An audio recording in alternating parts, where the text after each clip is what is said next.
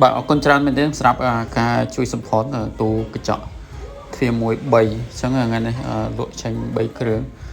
ប្រភេទមួយទឹកទេនេះ brand Sanden Intercool ហើយមួយនេះគឺ LSK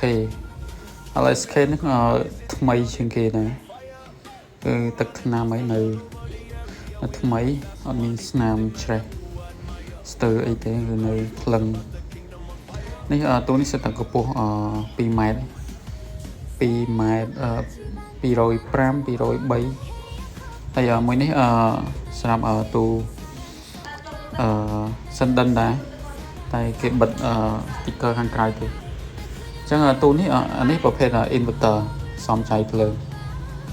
អញ្ចឹងអានេះមាន board ហើយ compressor ក៏ inverter ដែរអញ្ចឹងទូនេះក៏ប្រភេទសំចៃភ្លើងដែរអាហ្នឹងទំដឹកមកដែរតែភ្ញៀវគាត់យកហើយឆ្នាំ2022ដែរមាន board ចាអានេះ